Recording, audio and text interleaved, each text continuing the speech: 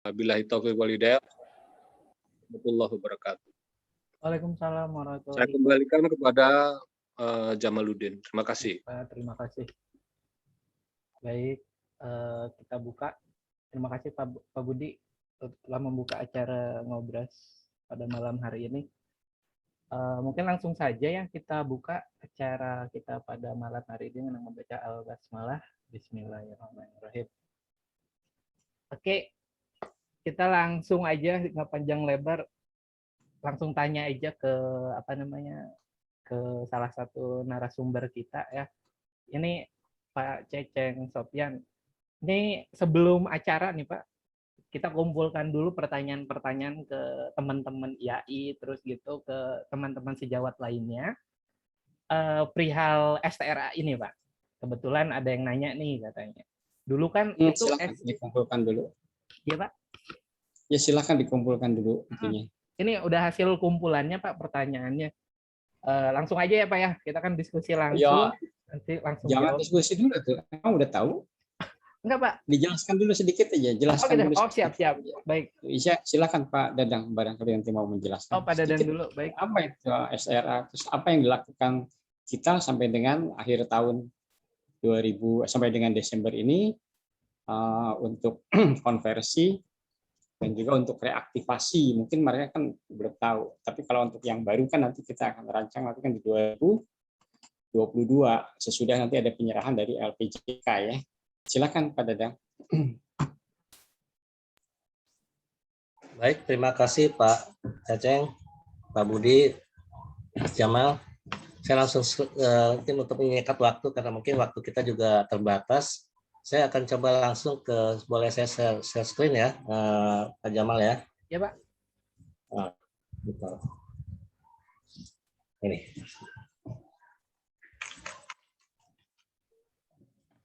Lihat ya. Halo.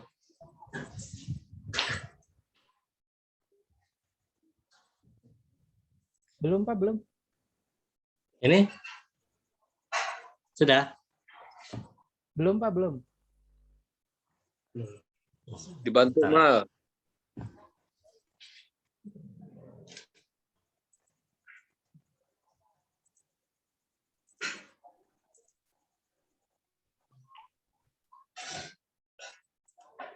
Nah, oke.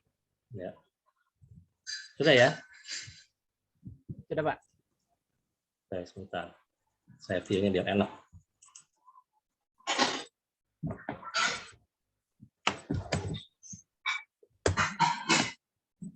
Jadi STRA ini adalah bentuk modelnya adalah digital, kemudian mekanisme prosesnya adalah daring, pengajuan ke aplikasi STRA.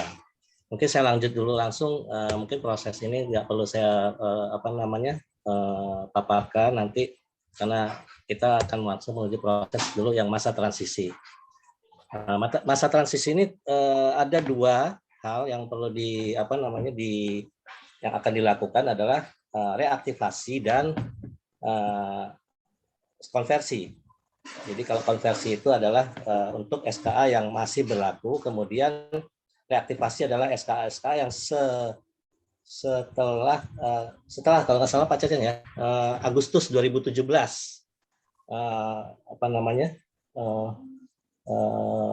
habis masa berlakunya.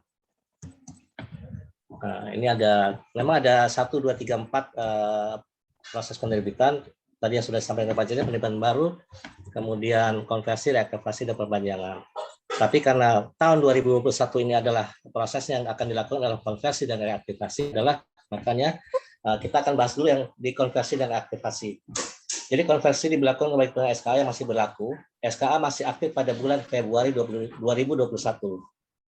Dan syarat pertama yang mutlak adalah mengikuti penataan kode etik dan kaidah tata laku. Kemudian yang reaktivasi itu berlaku bagi pemegang SKA yang sudah berakhir masa berlakunya pada saat berakhir sejak setelah bulan Agustus 2017 dan tidak diperpanjang lagi. Artinya pada saat Undang-Undang Nomor 6 2017 tentang sipil terbit, SKA masih berlaku. Kemudian mengikuti penataan kode etik dan kaidah tata laku. Dan ini yang terakhir adalah pemenuhan nilai minimum PKB. termasuk PKB wajib. Nah, ini masuk PKB wajib itu dulu adalah strata 1, 2, 3, 4, 5, 6, tapi ada strata itu yang opsional ya, mungkin ada 3 yang akan ditentukan kewajibannya yang berlaku sesuai ketentuan organisasi.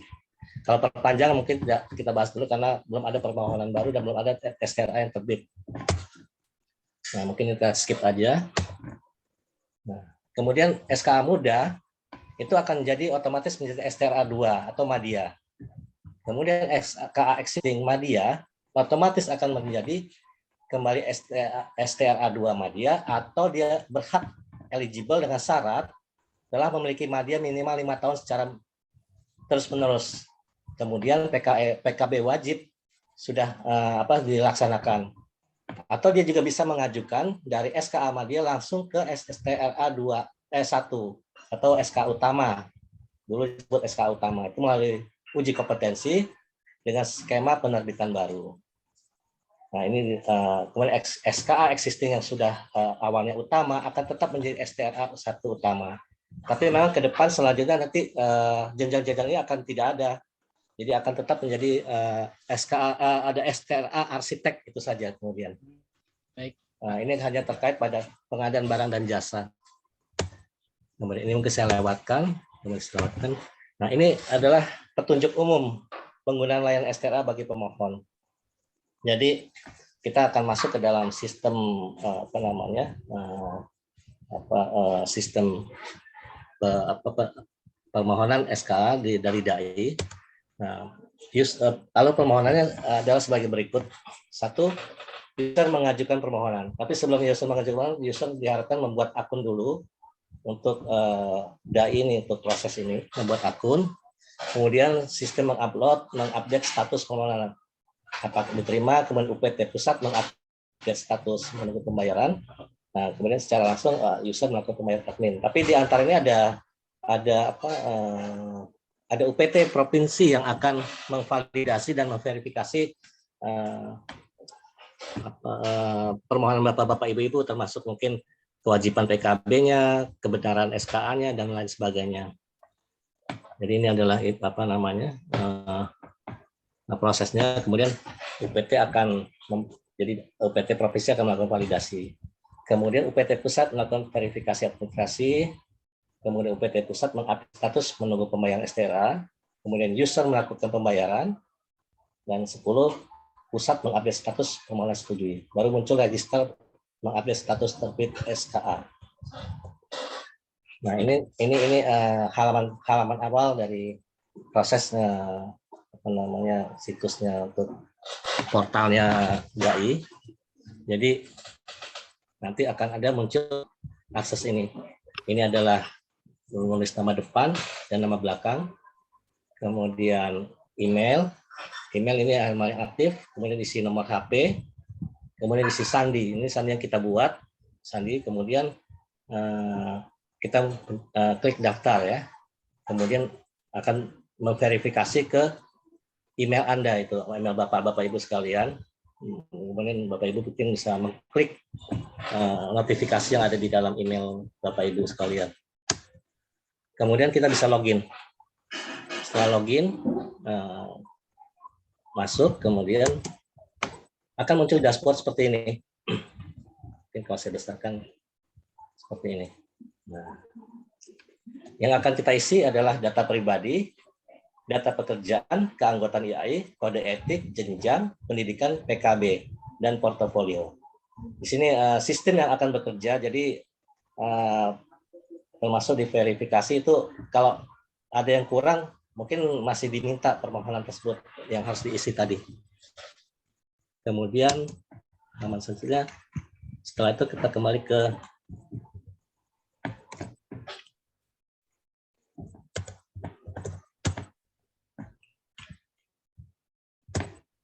kemudian riwayat permohonan.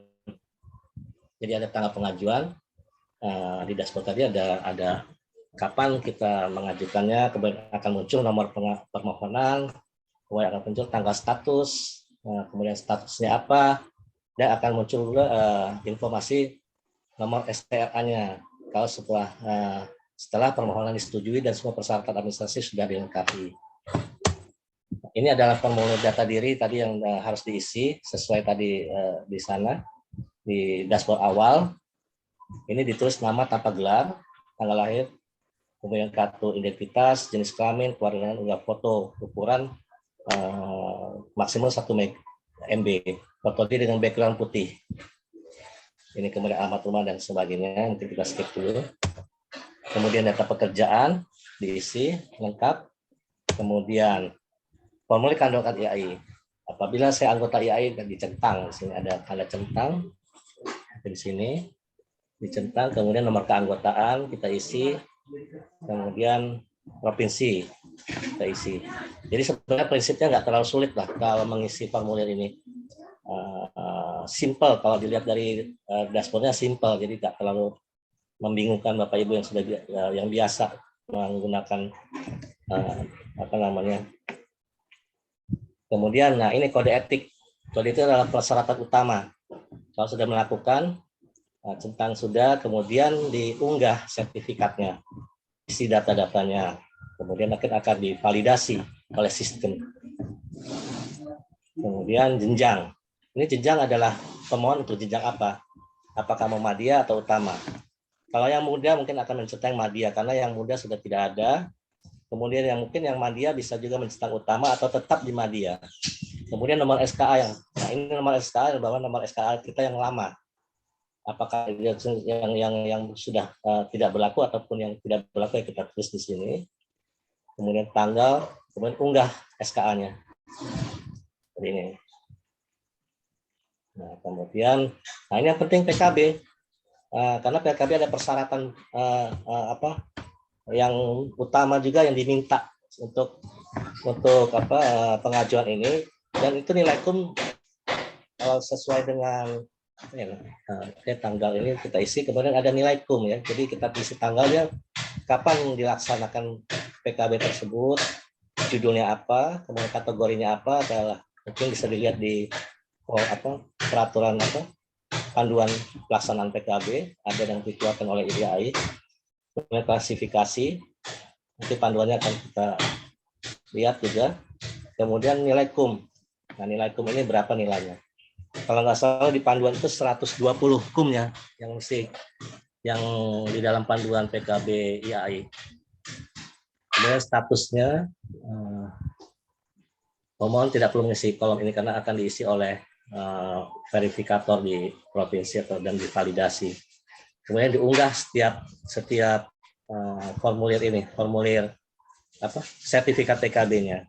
Dan ini kalau misalnya kurang ya ditambah lagi, ada tombol menambah ke lembar baru. Kemudian ini pendidikan dan kursus, ada jenjang mungkin S1, S2, S3, gelar, kemudian institusi pendidikan, kota, negara, tahun, kemudian unggah dokumen, ini ijazahnya. Kemudian kursusnya juga kalau ada sertifikat ya diunggah juga. Kemudian portfolio, ini portfolio sebenarnya opsional untuk mendata bahwa Bapak Ibu sekalian telah melaksanakan proyek apa saja, keterlibatannya apa saja. Tapi kalau sebaiknya kalau itu diisi, tapi sini hanya adalah opsional, tapi juga nanti akan terkoneksi dengan pada proses untuk pengalaman kita. Jadi kalau memang ada misalnya banyak pengalaman mendesain rumah sakit atau hotel, bisa terlihat di sini. Kemudian ini lanjutan dari portfolio tadi, penjelasan tadi apa yang kita bangun, apa proyek tunggal, kemudian fungsinya apa, kemudian jumlah bangunannya berapa, kemudian jumlah lantai dan luasan fungsi. Nah, kemudian ini adalah bukti bayar. Nah, kita membayar, kemudian struknya bisa kita unggah di sini sebagai bukti bayar pada untuk proses penerbitan STRA ini. Nah, di sini ada pesan.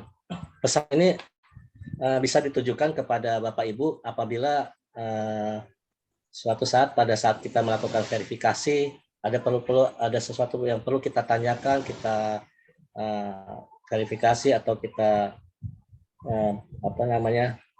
tanyakan, maka kita akan mengirim pesan di sini dan Bapak Ibu juga bisa menjawab pesan ini di sini.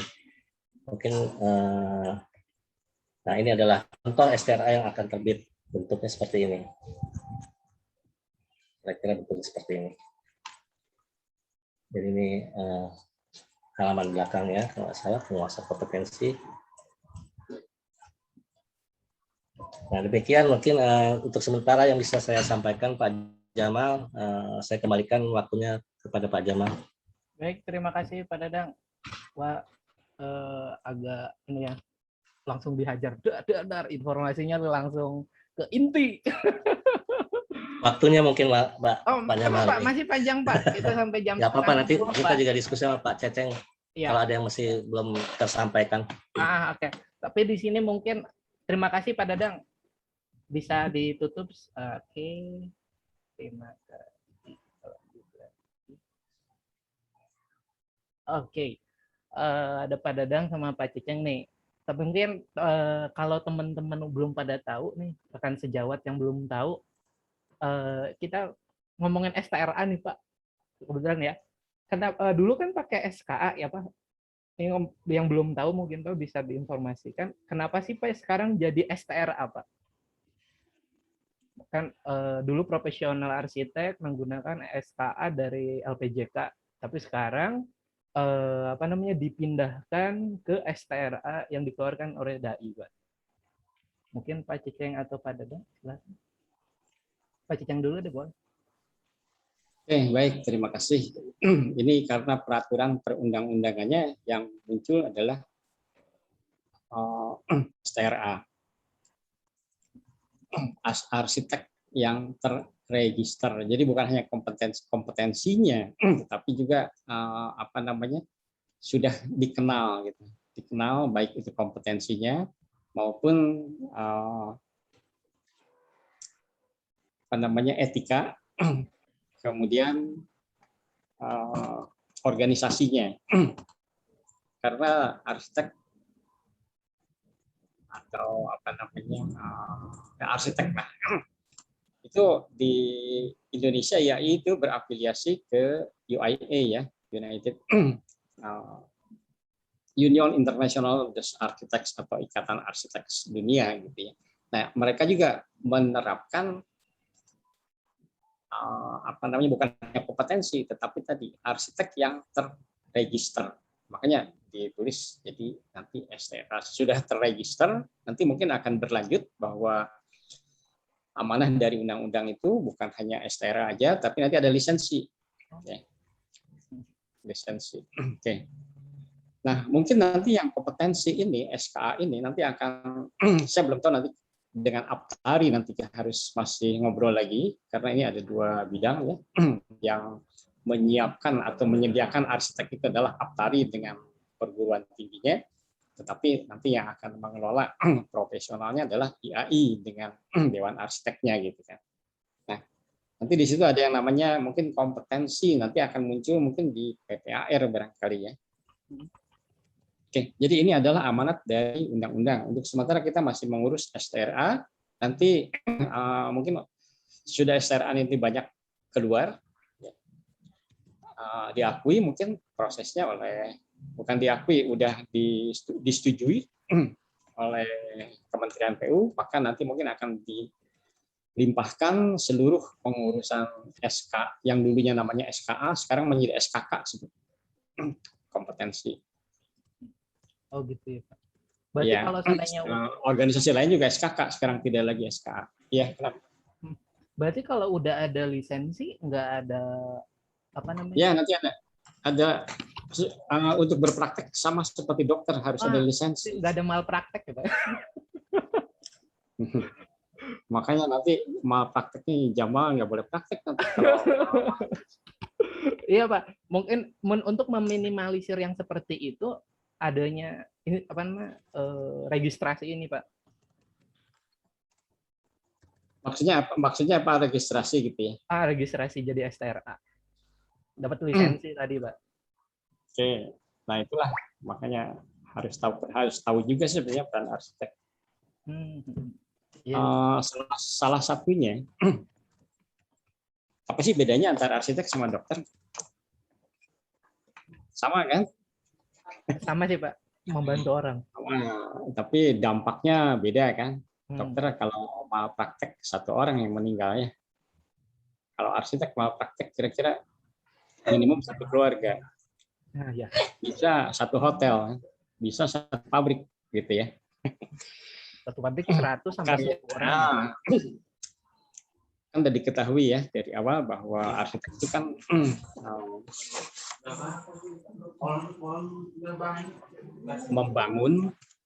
membangun dalam tanda petik, kalau saya katakan sih merusak ya.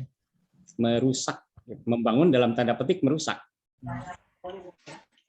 Kita kan percaya bahwa lingkungan hidup atau dunia ini ciptaan Allah, Sang Pencipta, sempurna ya. Iya, Pak. Sempurna, ekosistemnya sempurna. Sekarang manusia merasa bahwa dia juga akan membangun di tempat yang sudah sempurna. Kira-kiranya merusak apa tidak? Merusak, Pak. Kan udah sempurna, sebenarnya udah sempurna. Ciptaan Tuhan kan sempurna. Nah, maka disitulah sebetulnya dituntut gitu ya, bahwa arsitek ini ya tadi jangan terus-terusan merusak. Toh buktinya kan sekarang dunia sudah rusak gitu ya. Sudah terjadi kerusakan global di mana-mana, munculnya pemanasan global, salah satunya termasuk ya peran arsitek membongkar daerah hijau, lahan hijau terutama ya, menjadi daerah lingkungan binaan tanpa tadi memikirkan dampak lingkungannya atau environmental impact-nya. Nah, sekarang dituntut gitu bahwa dengan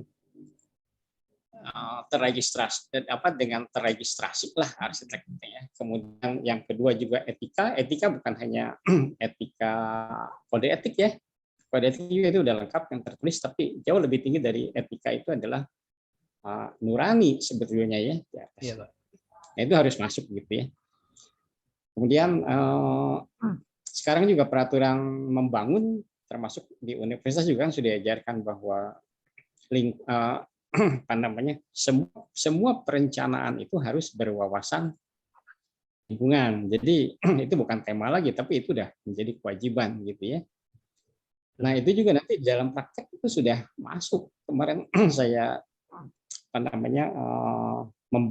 membongkar tentang perizinan bangunan gedung dari Undang-Undang Cipta Kerja itu. Coba syarat-syaratnya itu sekarang bukan lagi izin bangunan, tetapi persetujuan bangunan. Nah, apa yang harus dipenuhi?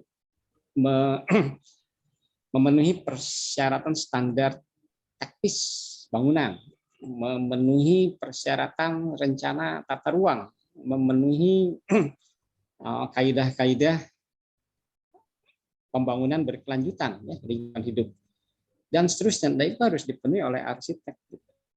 Dan ini nanti akan masuk menjadi merubah struktur kurikulum dan pembelajaran di pendidikan arsitektur, dan juga untuk supaya arsitek-arsitek yang sudah lulus dan ingin berkarya di arsitek itu terus-menerus belajar gitu ya. Makanya ada persyaratan di STRA ini adalah harus salah satunya melampirkan setiap tahun itu minimum ada 40 KUM untuk pendidikan keprofesian berlanjut ya, PKB.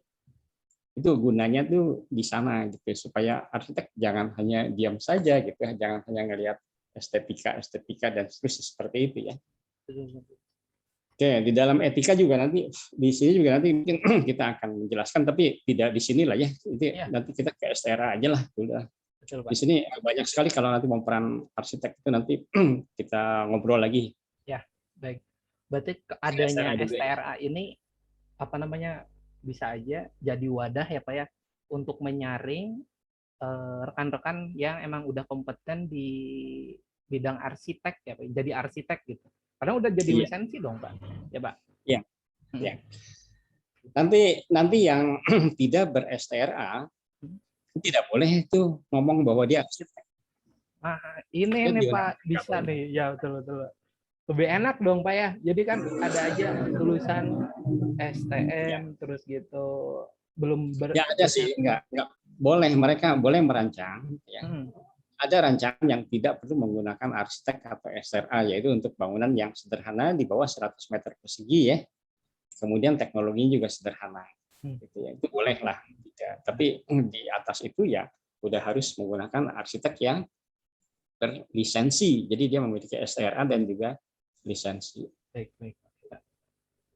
Berarti itu Bapak namanya adanya STRA membantu sekali untuk profesi arsitek ya Pak ya? Menarik. Apanya yang membantu? Yang membantu Pak, yang tadi udah pertama terlisensi Pak, terus gitu Ya. apa namanya terkenal, maksudnya dikenal. Oh ini loh bukti arsitek. Ya, samalah dengan profesi dokter ya, Ya. jadi diketahui gitu. Dan bisa praktek tadi. Oke, untuk Bisa praktek, Hmm. bisa bertanggung jawab ya. Baik, baik Pak. Kalau untuk SKA lama bagaimana Pak? Apakah itu akan digunakan kembali atau emang nanti bakal digantikan gitu? Jadi SKA lama nggak dipakai lagi dong? Tidak. Kayaknya tidak ya. Nanti arsitek maupun engineer atau insinyur juga nanti akan menggunakan namanya STRA ya, tanda registrasi. Kalau arsitek STRA ya, sekarang mungkin leading duluan dengan undang-undang arsiteknya. Sebenarnya insinyur juga udah duluan ya, undang-undang insinyur. Lupa nomor berapa? Tahun 2000, setahun sebelumnya kalau nggak salah 2016 udah muncul duluan. Atau 2015. Tapi mereka belum menuju ke arah STRI-nya belum gitu. Karena ya surat tanda registrasi insinyur kan itu mereka udah melaksanakan program PPI ya, program profesi insinyur ya. Lulusannya kan menjadi yang tadinya ST itu kan menjadi insinyur tuh IR gitu kan. Tapi hanya sampai di situ, belum berkembang ke arah STRI-nya. Masih balik lagi nanti ke SKA. Mungkin nanti akan menjadi STRI lagi. Dewan Insinyurnya kalau nggak salah udah dibentuk juga itu, tapi di bawah Kementerian Pendidikan. Ya. No problem lah kalau itu. Jadi semua akan menjadi tanda registrasi ya dan berlisensi. Jadi yang mau jadi arsitek harus buat STRA nih Pak ya? Harus registrasi Mas. Iya, nanti tidak ada lagi nanti kalau ini kan kita lagi launching ya, launching kemudian belum ada kan STRA yang baru kan belum dibuka nanti tahun 2022 lah. Tapi yang SK yang lama ini kan itu masih berlaku sih sebetulnya yang udah mati itu sampai dengan tahun 2001 Desember kan diberlakukan. Ya, Pak. Yang habisnya di tahun 2021 ini ya atau 2020. Nah, tapi pada saat itulah kita juga mencoba untuk mengkonversi dari SKA menjadi STRA supaya nanti tahun depan pada saat nanti menyusun permohonan STRA yang baru udah lancar gitu ya. Kita kan masih coba-coba nih, database juga masih hidup mati ya. Saya tadi udah ngisi sekian banyak, tahu-tahu hilang, nggak tahu kemana. Besok muncul lagi apa enggak? Iya. Tinggal nyusun apa namanya profil pekerjaannya. Oke, tadi dikatakan sama Pak Dadang profil pekerjaan kalau bisa ditulis ya, ada gitu karena itu kan salah satu nanti kompetensinya. Portofolio itu ya masuknya itu ya. Portfolio, sorry, referensi di portfolio. Bahwa nanti kan akan hilang itu penjenjangan antara muda, madya, utama itu hilang. Jadi hilang. Jadi nanti ada cuma dia semua sama. Nah nanti kualifikasi si arsitek yang memiliki STRA itu akan dilihat dari tadi portfolionya tadi ya.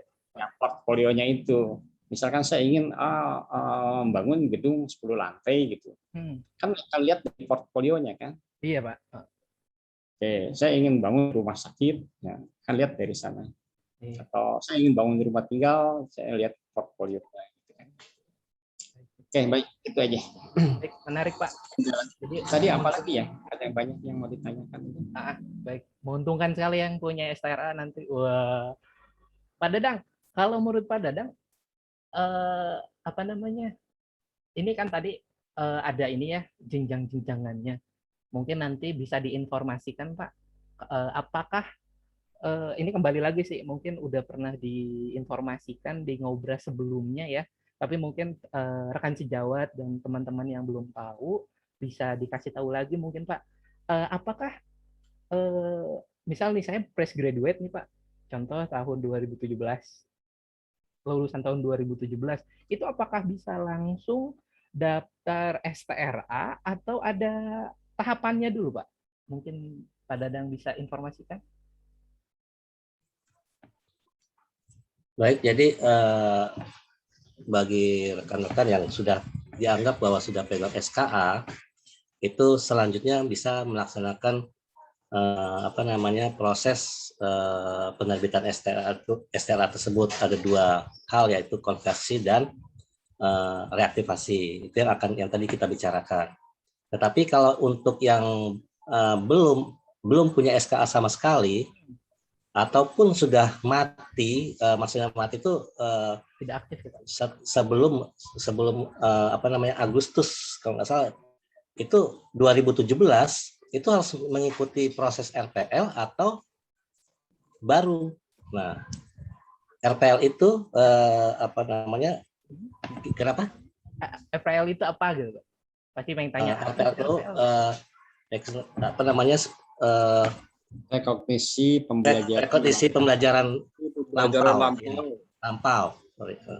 Jadi 10 tahun ke belakang itu dilihat pengalamannya dalam berarsitek gitu, walaupun dia belum. Nah, ini RPL ini unik ya, yang bukan sekolah arsitek ataupun tidak arsitek, tapi dia merasa mampu untuk menjadi arsitek, silakan.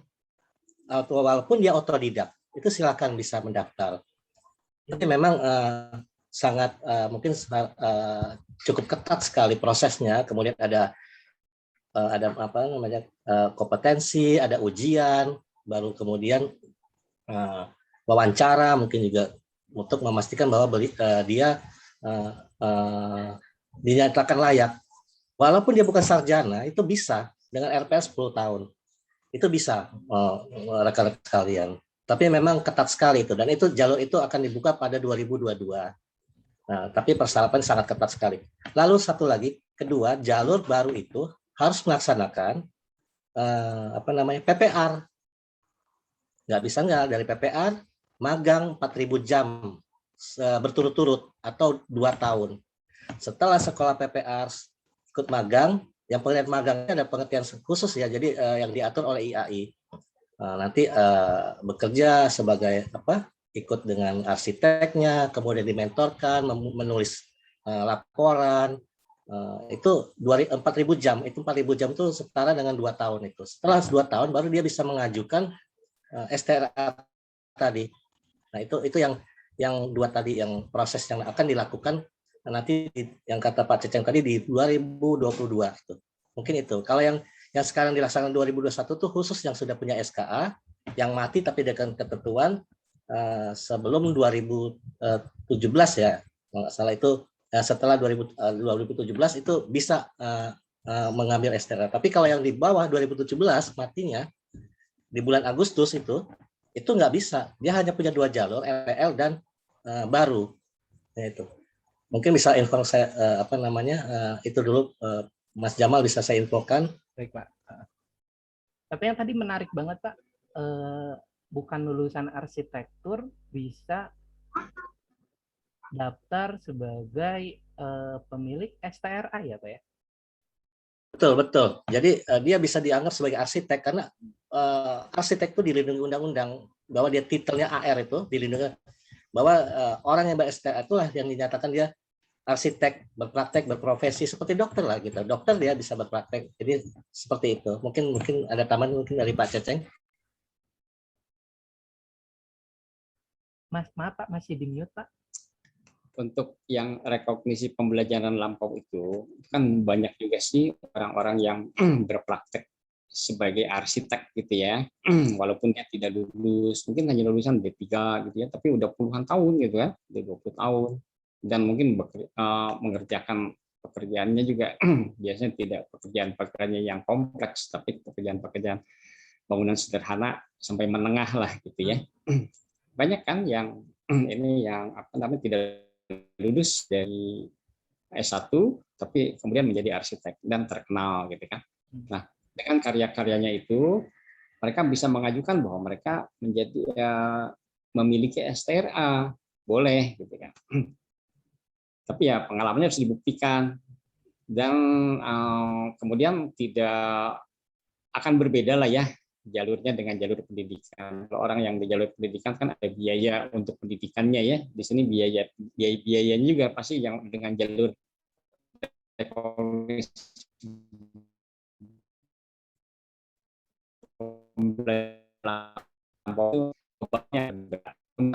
juga untuk kalau bilang sih bukan arsitek tapi para ahli-ahli Kayak putus-putus, Pak. atau pembangun udah tahun dia membangun hunian dengan untuk bangunan-bangunan yang tradisional. Oke, kemudian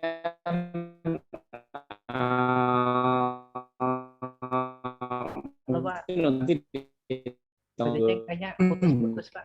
mau atau tidak di Agustus tahun 2017. Nah, iya. Saya matikan dulu. Tapi kalau dengar nggak ini? Jelas Pak malah. Oke, ya sebentar lah ya, nggak apa-apa kan. Nanti suaranya dengar. Nah, sesudah 2017 ya, sesudah Undang-Undang Arsitek muncul, mau atau tidak mau, maka program profesi atau untuk mendapatkan STRA, maka lulusan S1 harus PPAR, ya,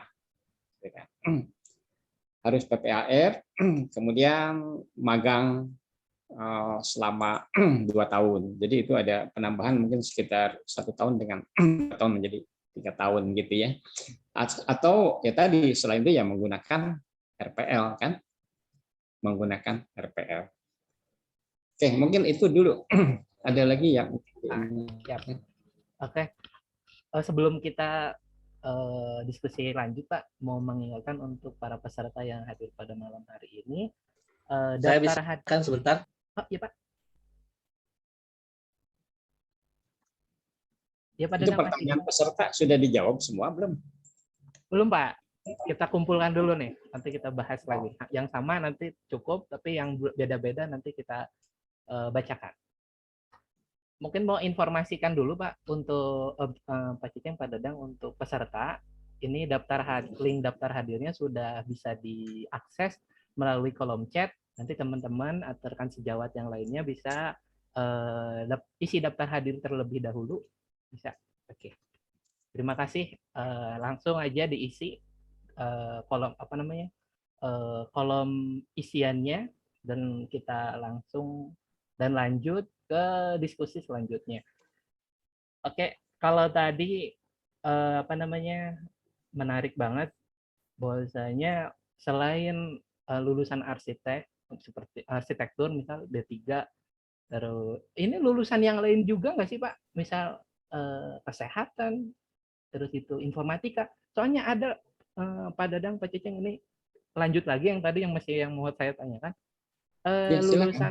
Lulusan informatika yang bisa komputer, terus itu dia menguasai aplikasi SketchUp atau AutoCAD, apakah mereka juga bisa ikut dalam STRA ini, Pak? Ijazahnya apa? Ya, Pak. Ijazahnya apa? Arsitek? Bukan, Pak. Arsitektur? Bukan. Bukan. Ijazahnya yang lain gitu ya? Betul, Pak. Ya, silahkan aja selama dia bisa berpraktek sebagai arsitek, ya dengan memenuhi tadi persyaratan standar-standar teknis yang diperlukan arsitek, boleh saja mengajukan dengan rekognisi pembelajaran lampau itu tadi. Baik, oke. Nice banget. Ngapain masuk ke arsitek kalau tidak belajar gitu kan? Iya Pak, sayang sekali gitu kan. Saya kenapa nggak berkembang di ininya aja di bidang arsitek kan banyak sih di programnya kan. Iya betul Pak. Ini nice, keren banget nih. Nggak apa-apa, tapi kalau memang mau jadi arsitek, silahkan. Biasanya ada salah jurusan, Pak. Salah jurusan sampai lulus ya. Iya, biasanya gitu, Pak. Ah, setelah ini rekan-rekan yang lain dan rekan sejawat lainnya, setelah ini kita bakal cara dan apa aja ketentuan yang tadi mungkin presentasinya sudah disampaikan sama Pak Dadang, tapi mungkin kalau yang baru bergabung, kita nanti bakal sedikit mengulang kembali apa aja langkah-langkahnya untuk permohonan STRA ini. Ya Pak Dadang ya, betul Pak? Mungkin yang baru gabung ketinggalan nih Pak, mungkin bisa diulang sedikit Pak. Iya, bisa. Tapi sebelum itu saya scroll dulu, ini banyak pertanyaan dari Pak David Nangas. Pak David Nangas, selamat siang Pak. Selamat malam Pak, maaf. Pak David Nangas mau langsung menyampaikan ke narasumber atau mau dibacakan aja? Gak apa-apa.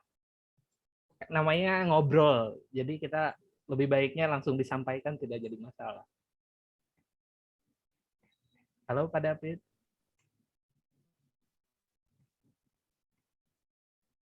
Oke, mungkin kita sebelum ke Pak David, ini juga ada Pak Haryanto, mau disampaikan langsung atau mau dibacakan? Gak apa-apa. Mungkin saya bantulah sebentar yang bisa saya bahas. Apakah jalur RPL untuk penerbitan baru harus mengikuti kode etik lagi walaupun sudah pernah ikut? Tidak usah, satu kali cukup, asal ada IP-nya aja ya. Asal ada buktinya, nanti diuploadkan buktinya. Tapi kalau saran saya sih kode etik itu sebetulnya berkembang. Berkembang, terutama strata ya, strata itu berkembang. Jadi boleh aja ikut lagi juga nggak apa-apa. Bagaimana sistem perhitungan waktu praktek selama 10 tahun pada RPL penerbitan baru? Nah, 10 tahun ini nanti belum didiskusikan, yang jelas ini 10 tahun pengalamannya adalah pengalaman bukan 1 tahun 1 proyek, tapi mungkin dalam 1 tahun itu berapa banyak sih dia bekerja. Mungkin kalau 75% banyak bekerja di bidang arsitektur, bisa dianggap itu 100%. Tapi kalau 1 tahun hanya 3 bulan, ya kita ngitungnya mungkin yang 3 bulan. Kapan bisa dimulai untuk RPL? Diharapkan nanti Januari 2022. Yang dimaksud portfolio, nah portfolio itu ini justru yang sebetulnya menjadi ya daftar pekerjaan yang pernah kita lakukan, baik itu di bidang arsitektur maupun di bidang lain, gitu ya. Di bidang lainnya yang terkait dengan arsitektur. Baik, Pak. Tapi yang lebih banyak sih biasanya. Untuk pertanyaan selanjutnya mungkin Pak Dadang nih, peran IAI daerah seperti apa dalam hal verifikasi, Pak? Baik, dalam hal verifikasi artinya memeriksa dokumen-dokumen yang diajukan, keabsahannya, kemudian waktunya apa masih berlaku atau tidak, kemudian kelengkapannya, itu adalah proses verifikasi. Kemudian setelah proses verifikasi mungkin akan divalidasi. Ya itu tugas IAI. Tapi itu secara online ya. Jadi karena semua proses itu terpantau sampai ke dai. Jadi kita juga dimonitor di sana gitu, apa yang harus diverifikasi. Kemudian kalau kurang kita bisa sampaikan kepada pemohon bahwa berkasnya kurang. Kalau memang belum dilengkapi dulu gitu sampai dapat divalidasi. Mungkin itu. Jadi semua by system ya, nggak bisa kita ini kurang dikirim pakai secara itu. Semua kita kerja by system. Demikian mungkin bisa saya jelaskan. Oke. Baik, selanjutnya ada pertanyaan dari Pak Haryanto Simanjuntak. Mau langsung disampaikan, Pak? Boleh? Ya, siap. Jadi memang dalam PKB itu ada 3 kategori. Satu pendayagunaan. Halo, ya. Mau langsung dijawab, baik. Oke. Bagaimana? Ya Pak, mau langsung dijawab silakan. Ya. Oke. Mau disampaikan. Dalam panduan PKB yang sudah diterbitkan IAI itu memang sudah ada pengaturan bahwa ada 3 item kategori kegiatan, yaitu pendayagunaan, penyerapan, dan pengolahan. Jadi kalau pendayagunaan itu adalah mungkin sebagai contoh kita bekerja melakukan diskusi atau sebagai pengurus organisasi, sebagai panitia, kemudian sebagai kelompok kerja, kelompok penelitian, dan pengajian itu adalah pendayagunaan. Kalau penyerapan kita mungkin mengikuti seminar-seminar, kemudian konferensi, kemudian diskusi itu adalah penyerapan. Kemudian pengolahan kita sebagai mungkin pendayagunaan itu dapat dibagi seperti menulis buku ya, menerjemahkan, menyusun buku, artikel, makalah, dan hasil telaah. Itu yang pendayagunaan. Bahkan mengajar sebagai pembicara dan moderator adalah pendayagunaan. Nah, mungkin itu bisa yang saya sampaikan. Baik Pak. Oke, ini ada pertanyaan lagi dari. Sebentar, ini saya tambahkan. Ini Pak Haryanto ini dari IAI Lampung, bukan? Nah, maksud saya mau langsung ditanyakan. Pak Haryanto. Menjuri termasuk juri sayembara itu akun lokal. Gitu. Halo Pak Haryanto. Nah.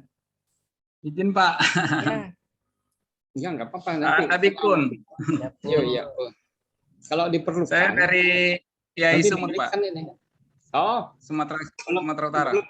Belum punya itu logbook kegiatan IAI ya. Kalau belum ada, boleh itu saya share juga boleh. Mau di-share di sini bisa nggak aja Bang? Bisa Pak. Bisa. Boleh. Enggak, share aja ininya filenya aja. Atau mau saya coba buka gitu ya sedikit ya. Boleh Pak, silakan. Bentar, saya buka dulu.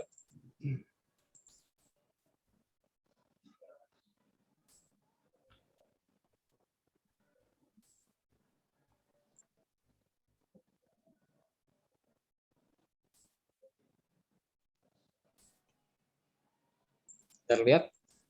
Terlihat Belum. Pak. Oke, ini logbook kegiatan IAI ya. Ini sebenarnya boleh aja diambil kok. Ini isinya hampir sama. Jadi nanti kalau kita menyusun buku apa daftar pekerjaan, kira-kira seperti inilah daftar kegiatan juga seperti ini. Nah ini kan ada kategori A, B, C ya. Ini isinya ini. Kategori penyerapan, ya pendidikan formal, seminar, diskusi dan sebagainya. Nanti tipe A itu yang mana? Oh, yang kegiatannya hanya 1 hari di bawah 6 jam. Tipe B 2 hari. Seminar tipe A gitu ya, 5 jam. Tipe B 10 jam. Nanti nilainya kita lihat di sini siapa yang mengadakannya. Apakah IAI provinsi? Nah, kalau IAI provinsi berarti lingkup terbatas. Ini nanti nilainya ada di sini. Kalau IAI nasional, sekarang rata-rata sih kalau udah seperti ini rata-rata udah nasional ya kalau menggunakan daring gitu. Atau tadi internasional nilainya ada ya. Oke, tinggal dinilai aja dimasukkan. Nah, ini kategori pengolahan tadi sebagai pengurus organisasi panitia konferensi munas musda menyusun pokja undang-undang RUU dan sebagainya ya, misalnya pernah menyusun ini pekerjaannya menyusun perda persetujuan bangunan gedung gitu atau perda tata ruang, itu boleh tuh ya dimasukkan. Oke, jadi juri sayembara, peserta sayembara, gelar karya ya juga ada. Itu tinggal nanti dinilai aja di sana. Di dalam sertifikatnya bisa ada tulisan juri sayembara apa gitu ya. Nah, hukumnya ada. Kemudian ini pendayagunaan, menulis buku, menulis naskah, pengajar, menjadi juri, kemudian gelar karya dan sebagainya. Nah, ini silakan ini bisa diminta nanti. Baik. Nanti kirimkan aja intinya nomornya. Nah, nanti nomornya Pak Haryanto ini nanti mungkin panitia nanti bisa menyampaikan ini melalui WA-nya ya. Oke, terima kasih. Oke, terima kasih Pak Ceceng. Nambahin dikit Mal. Ya, Pak Dadang silakan. Maaf, Pak Budi, maaf. Ya. Jadi mungkin untuk lebih sederhananya memahami 3 kategori dalam PKB itu begini. Menambahkan sedikit saja. Jadi kalau penyerapan itu sifatnya kita selaku atau yang menyelenggarakan PKB itu selaku objek gitu. Jadi kita dengerin, nah itu namanya penyerapan. Kemudian pengolahan ini adalah mengerjakan tapi bersama-sama gitu, dalam kelompok. Kemudian kalau pendayagunaan memang idenya dari kita. Mungkin nambahin itu aja. Barangkali Pak Dadang mau nambahin silakan. Cukup. Cukup, Pak. Baik. Terima kasih Pak Dadang. Oke, lanjut ke pertanyaan selanjutnya dari Ibu Peranita Segala. Apakah kegiatan PKBIAI selama seperti strata 1, 2, 3 tetap wajib diajukan dalam konversi STRA ini? Strata 1 sampai 3 wajib nggak Pak diikuti? Oke, Kalau silakan kalau mau jawab. jadi strata 1, 2 dan 3 itu sekarang sama saja diganti sekarang namanya PKB wajib. Jadi ada 1, 2, 3, 4, 5 dan 6. Jadi itu memang untuk selanjutnya memang pasti adalah wajib dilakukan untuk kalau yang untuk konversi itu sebenarnya perlu dilihat dari konversi itu yang 1, 2, 3 itu ke Madya, ke utama itu wajib dilakukan yang konversi. Tapi kalau untuk yang kode etik juga wajib dilaksanakan, tapi dia tidak yang strata itu tadi. Oke. Kalau seandainya nggak punya gimana nih Pak? Aduh, saya belum punya STRA nih. Apa nanti harus ikut dahulu baru dia ikut permohonannya, atau emang bisa langsung katanya Pak? Kalau nggak punya. Kalau langsung beli sama aja seperti beli surat COVID palsu.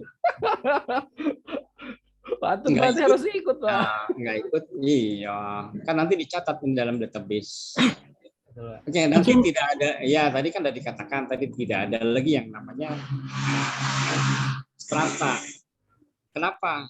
Karena program STRA ini bukan hanya untuk anggota IAI, tapi untuk seluruh arsitek yang di luar, yang sekarang masih banyak menggunakan SKA yang tidak berafiliasi ke IAI gitu ya.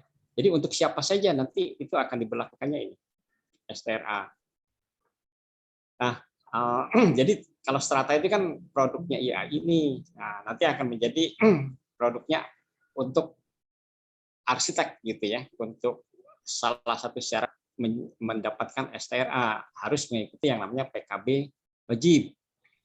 Karena itu seperti diingatkan kembali gitu ya oleh para senior apa sih yang harus kita lakukan gitu ya. Karena di dalam dunia pendidikan nggak ada itu. Ini betul-betul ilmu praktisi gitu ya. Nah, kalau nanti kan tidak ada lagi namanya muda, madya, utama ya. Iya, Pak. Tapi PKB wajib ini harus sepengetahuan saya mungkin nanti akan menjadi jenjangnya itu kita lihat dulu lah kalau ini baru masuk gitu ya, mungkin minimum mengikuti 3 lah gitu ya, 3 PKB atau 3 strata atau 3 PKB wajib gitu ya. Kalau dulu sih untuk menjadi utama itu minimum mengikuti 5 PKB wajib dari 6 itu. Untuk yang madya itu minimum mengikuti 3. Tapi sekarang kan nggak ada lagi muda madya utama kan. Jadi mungkin mengikuti 3 gitu ya. 3 yang utama itu yang penting yang strata 1 tentang pertanahan, strata 2 tentang proses perizinan. Kemudian pengelolaan biro mungkin tidak terlalu penting ya. Tapi pembangunan berkelanjutan, kalau itu apa yang bangunan sustainable itu mungkin menjadi salah satu syarat, 3 itulah gitu ya. Mungkin nanti namanya juga nanti akan diganti, materinya juga mungkin akan banyak digabung. Oke, silakan. Ini ada yang nanya juga Pak. Tadi mungkin udah dibahas. Pak, izin menanggapi langsung boleh? Boleh silakan. Saya yang bertanya. Mohon maaf ini Pak Dadang sama Pak Ceceng dan moderator, saya tidak bisa video, menampilkan video. Saya ingin memperjelas pertanyaan tadi tentang strata. Kebetulan salam kenal dulu, ini saya Peranita Sagala dari Sumatera Utara Pak, IAI Sumatera Utara, sama dengan Pak Haryanto tadi. Jadi ada kasusnya begini, ini anggota muda ini ya, anggota baru Pratama kalau di IAI itu mau konversi, namun belum ada strata karena memang di IAI Sumut strata itu agak langka ya. Jadi apakah strata ini jadi persyaratan wajib untuk konversi ini, karena dia masih baru juga, baru setahun 2 tahun masuk IAI, jadi belum sempat mengikuti kegiatan strata yang belum terselenggara di Sumut gitu. Itu gimana Pak? Karena cukup banyak anggota kita begitu ya. Terima kasih atas kesempatannya. Oke, nggak apa-apa, ikut dulu aja. Nanti itu akan menjadi rekomendasi. Sebetulnya ada beberapa, kalau nggak salah IAI Sumatera Barat itu punya strata 1 sampai 6 dalam 1 minggu ya. Kemudian Jawa Barat juga punya 1 sampai 6 dalam 1 minggu. Hanya mungkin waktunya aja. Dia tidak setiap bulan ada ya. Mungkin tiga bulan 1 kali barangkali. Saya kira nanti akan banyak. Jadi bisa ikut yang di mana saja. Ya, ditunggu aja, nanti masukin aja dulu datanya. Kan kalau nanti ada hanya tinggal nunggu strata gitu ya. Kan SKA kan masih berlaku. Iya, Ya kan? SKA-nya masih berlaku, Pak. Masih berlaku. Tapi kita input ke STRA sekarang gitu. Sambil melihat apa kekurangan kita. Oh, ternyata strata yang kurang. Kita carilah dari bulan 8, 9, 10, 11, 12 ini. Kan ini sampai bulan 12 nih. Oh, berarti waktu pendaftaran sampai bulan 12 masih memungkinkan ikut strata ya? Ya. Masih untuk yang konversi sama yang reaktivasi. Untuk konversi yang IAI non IAI juga berarti mereka harus mencari strata yang diselenggarakan IAI ya Pak ya? Sama. Yang diselenggarakan IAI ya. Iya. Wajibnya. Dan sama kode etik. Jangan lupa itu kode etik. Oke, makasih Pak, cukup jelas.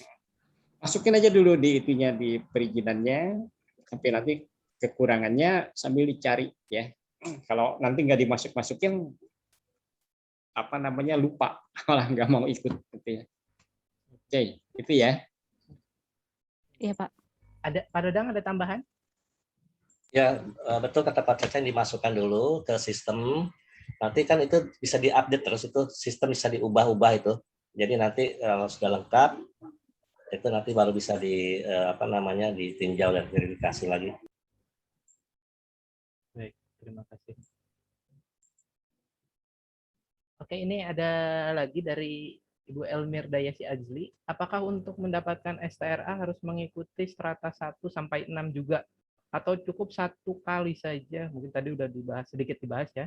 Terus kalau udah punya yang lama, apa masih bisa dipakai atau ulang lagi, Pak?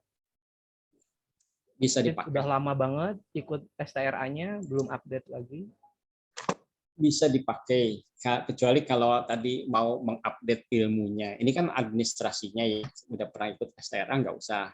Pakai yang lama aja. Saya juga pakai kok yang tahun 2003. Ada strata 1-2 yang tahun 2003 gitu ya. Lumayan lama, Pak. tapi sebenarnya kalau ngomongin strata nih Pak, kita wajib update nggak sih Pak? Baiknya enggak. Sebaiknya update karena ilmunya memang berkembang terus. Betul. Ya. Persyaratan juga, peraturan juga berkembang terus. Sama seperti kemarin kita masih perlu ada KRK, ada IMB, itu kan bagaimana prosesnya kan? Sekarang kan nggak ada izin, tapi ada yang namanya PBG, persetujuan bangunan gedung. Apa tuh tugasnya arsitek di situ gitu kan? Kan ada 3 tahap arsitek itu di manajemen proyek arsitektur itu kan. Kemudian nanti juga mungkin akan diinformasikan juga bahwa arsitek itu harus membuat gambar formatnya seperti apa ya, karena kalau nanti dirubah tanggung jawabnya itu berat sekali gitu. Dan di dalam penyerahan pekerjaan pun nanti harus ada klausul. Kalau nanti ada perubahan, apa tanggung jawab arsitek di situ. Nah, makanya nanti di situ akan diinformasikan gitu ya. Itulah ilmunya yang baru, tapi kalau stratanya sama. Jadi kenapa perlu update? Ya karena ilmunya juga pengetahuan juga berkembang terus ya. Situasi kondisi juga berkembang terus. Baik. Terima kasih. Pak Dadang keluar. Kok Pak Dadang keluar, Pak? Sinyal kali ya, Pak? Digeser kali ya, di delete. Tidak, Pak, tidak. Oke, mungkin saya boleh share screen mengulang lagi yang Pak Dadang tadi sampaikan ya tahapannya untuk mengurus STRA ini. Bisa dilihat mungkin ya. Oke, di sini pertama untuk pemohon ini user mengajukan permohonan. Selanjutnya sistem mengupdate status permohonan yang diterima. Setelah kalau udah ngisi nih teman-teman pemohon STRA, setelah sudah diajukan, nanti sistem mengupdate status permohonan yang diterima. Terus Dikirim nanti via itu email.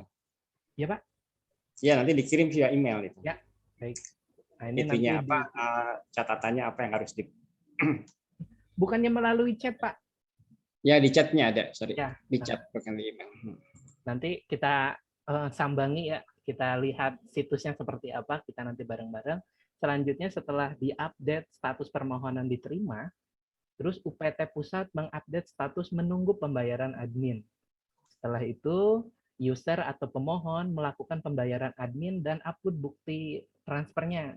Nah, ada kolom transfernya di sana. Terus UPT Pusat mengupdate status permohonan yang diproses. Setelah itu, UPT Provinsi melakukan validasi baru. UPT Provinsi memvalidasi mana aja nih, misal belum melakukan pembayaran iuran tahun 2021, nah harus update dulu nih nanti buat rekan sejawat YAI bisa langsung update iurannya, atau emang nanti ada tunggakan nanti diinformasikan di situ. Terus ada PKB yang kurang dan emang ada kesalahan sedikit, informasi yang kurang jelas nanti akan disampaikan atau divalidasi oleh UPT Provinsi. Selanjutnya UPT Pusat melakukan verifikasi administratif. Selanjutnya UPT Pusat mengupdate status menunggu pembayaran STRA. Lalu user melakukan pembayaran biaya STRA. UPT update Pusat mengupdate status permohonan disetujui. Dan yang terakhir, registrasi update status STRA terbit. Jadi kalau udah terbit, nanti akan diinformasikan juga. Seperti itu. Pak Dadang, Pak Dadang, halo. Ya, tadi terputus. Oke, Terputus sambungan ya. Siap. Baik. Ini ada pertanyaan. Kira lagi nyuruh Gojek ngirim-ngirimin paket. Pak Dadang, Pak Dadang boleh lah. Betul, Pak Dadang katanya punya ini juga, Pak Dadang ya, punya bisnis makanan ya. Termasuk tadi tuh kirim untuk kawan-kawan yang di sana di Sumatera Utara juga dapat tuh. Kan bisa rekan-rekan dari Sumatera Utara bisa kalau ke Lampung nanti setelah PPKM bisa mampir ke tempat makannya Pak Dadang nih. Ada pertanyaan dari Pak David Nagas. Nangas, pertanyaan lagi tadi dikatakan bahwa tidak S1 pun bisa menjadi arsitek. Apakah tidak bertentangan dengan UU Arsitek tentang arsitek harus sarjana arsitektur? Dan apakah tidak menjadi bias apabila sarjana dari bidang lain bisa menjadi arsitek, Pak? Mungkin Pak Ceceng atau Pak Dadang dulu. Ya, oke. Saya belum bisa jawab ini karena itu adalah wacana. Saya nanti harus buka dulu nanti undang-undang arsiteknya. Kalau memang mungkin ternyata tidak bisa ya, mungkin tidak. Ya. Tapi setahu saya di dalam undang-undang arsitek itu ada yang muncul yang namanya bahwa tidak seluruh bangunan gedung harus dikerjakan oleh arsitek yang berlisensi. Mungkin itu barangkali ya. Terkhususnya untuk bangunan gedung sederhana dan bangunan-bangunan yang tradisional yang udah dikerjakan. Tapi nanti saya akan cari dulu pasalnya, pasal yang mana. Baik, Pak. Kembali lagi. Terima kasih. Mbak Dikit. Tapi Pak, putus-putus, Pak. Mal. Iya, Pak. Iya, Pak. Iya, Pak Budi. Ya, aspek legalitasnya nanti saya akan cari dulu. Itu hanya informasi dari DAI. Artinya sudah ada aspek legalnya kan, DAI mengeluarkan itu. Nah, hanya saya belum tahu aspek legalnya di mana gitu. Baik, Pak. Iya, Pak Budi. Menanggapi sedikit, boleh. tapi nanti disempurnakan lah sama Pak Ceceng sama Pak Dadang. Jadi kalau pertanyaan Pak David tadi terkait apakah bertentangan dengan undang-undang, sebenarnya setahu saya nanti kita sama-sama cari ya, dalam undang-undang itu disebutkan yang berhak mendapatkan STRA itu sebenarnya itu juga berkaitan dengan jawaban Pak Ceceng tadi di awal, sahabat Dadang. Jadi yang telah menyelesaikan pendidikan arsitektur dalam ataupun luar negeri yang ada standarnya gitu ya, yang memiliki yang berstandar, atau nah ini kata-katanya atau yang telah memiliki pengalaman berpraktek arsitek selama 10 tahun. Nah, tadi yang itu channelnya adalah yang melalui RPL itu, rekognisi pembelajaran lampau itu. Jadi bisa jadi seseorang berpraktek arsitek tanpa memiliki pendidikan formal gitu. Saya pernah dengar ada beberapa arsitek luar yang berpraktek seperti itu mungkin yang dijadikan referensi. Jadi dalam undang-undang sepertinya nanti kita sama-sama cari, tapi ya sepertinya bunyinya atau. Jadi pendidik telah menempuh pendidikan arsitektur atau berpraktek arsitek selama 10 tahun yang channelnya melalui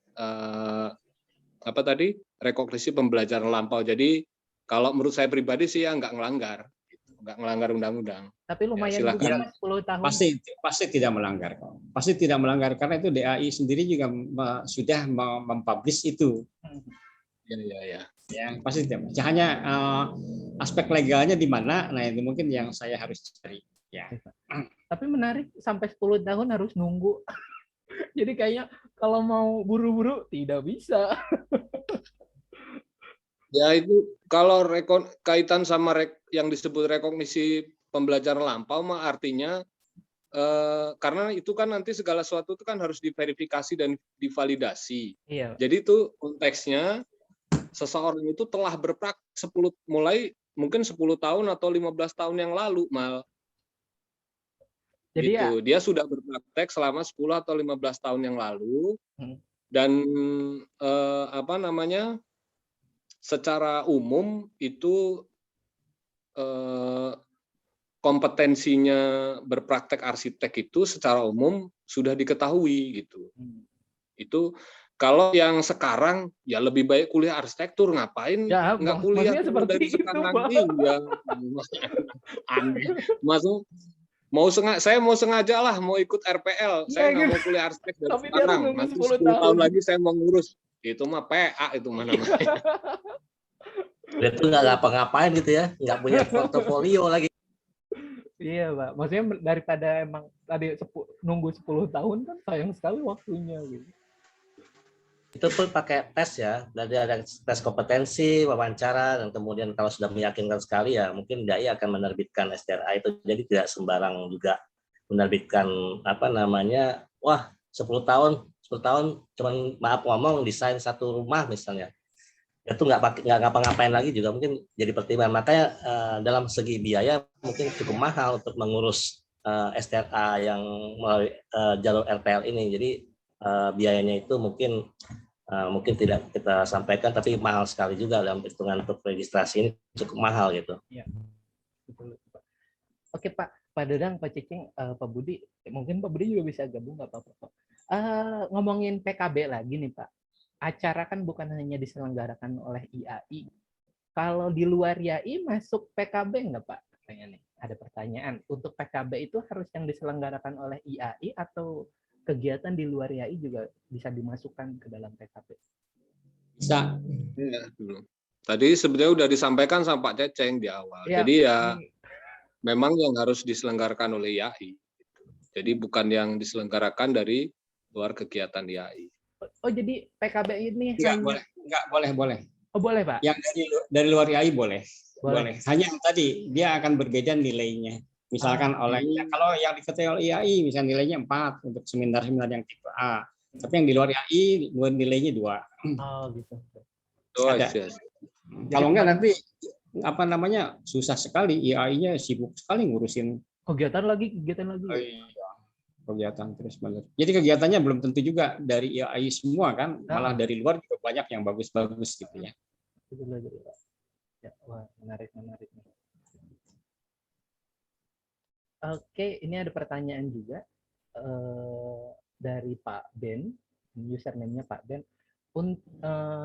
Tes kompetensi itu seperti apa ya misalnya? Terima kasih. Tes kompetensi,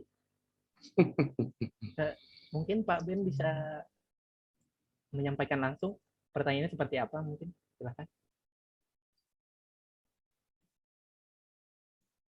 Oke, kalau tes kompetensi itu maksudnya adalah apakah kompetensi kan terdiri dari 4 sih sebetulnya ya. Iya, Pak. Ada 4 komponen. Nah, mungkin kalau mau lebih jelas yang disebut dengan kompetensi itu harus ngambil dari SKKNI ya. SKKNI yang dikeluarkan oleh Kementerian Ketenagakerjaan. Standar kompetensi kerja nasional Indonesia gitu ya. Nah, yang dilihat itu nanti yang pertama adalah aspek pengetahuan. Kemudian aspek skill atau kecakapan ya di dalam berkarya. Kemudian yang ketiga adalah attitude gitu ya. Attitude. Kemudian yang keempat itu etika. Salah satunya etika gitu. Nah, itu yang dinilai kalau sekarang kan ini sistemnya kan OSS ya, pakai online juga ya, one stop single service juga. Jadi nanti mungkin akan lebih banyak pertanyaannya melalui multiple choice lah. Jadi banyak pengetahuan banyak ke arah pengetahuannya ya, ke arah pengetahuannya. Untuk yang skillnya nanti barangkali harus mengupload gitu ya. Ada nggak karya gambar barangkali yang udah pernah dikerjakan? Biasanya seperti itu. Itu yang disebut dengan tes kompetensi. Ya tes seperti biasa aja lah kita di SD, SMP, SMA kan ngisi multiple choice seperti itulah.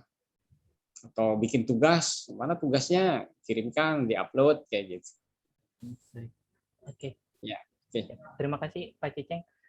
Ini ada pertanyaan lagi nih, kayaknya cocok untuk Pak Dadang. Pak Dadang nanti katanya kalau validator yang nilai PKB ini siapa? Apa pemohon yang menentukan nilainya atau validator provinsi katanya Pak? Untuk PKB tadi yang menentukan nilai-nilainya. Apa pemohon yang menentukan ini 2, 3 gitu. Baik, saya jawab. Kalau untuk PKB kita kan punya standar pedoman PKB tadi ada nilainya. Tapi untuk mengklaim silahkan mengisi gitu. Kalaupun nanti kurang ataupun lebih akan dikoreksi kembali oleh verifikator atau validator, nanti memvalidasi saja gitu.